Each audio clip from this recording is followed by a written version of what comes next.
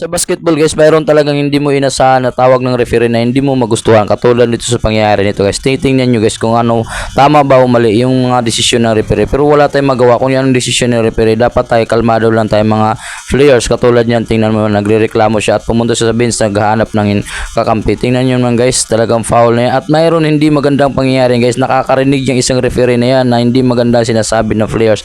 Kaya nag-technical siya guys. Tingnan, matik, nag-technical siya kasi nakakarinig daw siya ng salita ng mura. At sabi naman coach ng nakasombrero, bakit ikaw ang nag-technical na hindi naman ikaw ang decision ng foul? Sabi naman ng referee na yan, pwede kami mag-technical kahit sinong referee sa amin kasi kami tatlo lang nagkakampi-kampihan at kami lang tatlo dito nakakaalam. Yun ang sabi niya guys. Kaya yun, wala tayong magawa, yan ang decision ng mga referee. Dapat tayo mga players, kung mayroon mang ganun, alam naman natin nararamdaman, oo nga masakit, pero wag na dapat tayo magsalita ng hindi maganda doon sa mga players. Once na pala pag marinig to nila guys, matik pala yan ay technical foul ka na. Ganun pala mga policy ng mga bagong ngayon ng referee guys. Ayan, lumapit yung taong na yan, yung players na yan, nagre-reklamo base sa nag-technical. Sabi ko sa kanya ng referee na yan, pumunta ka doon sa table, pumunta ka doon sa committee table para mayroong kakampi, mayroong kang makausap doon, wag ka dito, baka mamaya babanatan ka. Yan ang sabi ko sa kanya. Ayan, pumunta siya doon sa table committee at doon sila naghanap ng mga officials at nag-uusap-usap. At yan talaga guys, nagkakaintensyonan pa yung hindi maganda. Akala ko nga magkakaroon ng hindi o kaya magkakasakitan. Kaya naman yun, si Mabuyo, sabi ko, Mabuyo, tabi ka dyan, nagbibideo ako. Ayan, narinig niya naman ako, umarap, yan, umalis.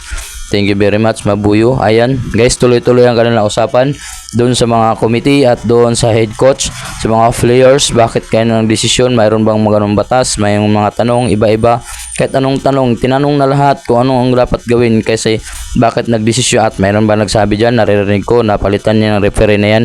Ayan, lumapit na si Kap at mag-iawat doon sa nagsasalitang hindi maganda. Talaga, naiintindihan naman namin lahat. Yung nakakita dyan, naririnig dyan, yang nang dyan. Talagang hindi nila din maintindihan ang tawag ng referee. So guys, ayan, nagpapaliwanag ng referee ng maayos. So, sana naman kayo mga players ay relax lang po tayo dapat. Dapat wag po tayo magsalita. Yung magsalita, bulong mo na lang. Yung ikaw na lang nakakarinig. Ganun na lang pala ang gagawin natin guys. Kasi pag ikaw magsasalita at naririnig ng referee, lalo na pag mura, matik pala yan, technical foul yan guys. Yan pala ang mga bagong policy ngayon sa referee. Iwan ko kung bago o baka matagal na yan.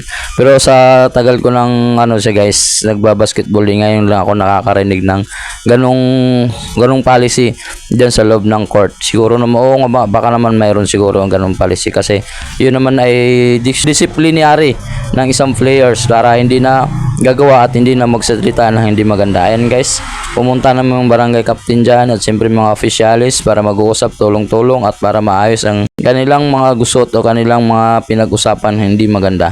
Ayan, tagang matagal pa yan guys. Ayan, lumapit na ako, nakikismis na, isa rin ako malitis. Ayan, nakikismis na rin ako guys, nagbibideo at naririnig ko yung mga sinasabi nila.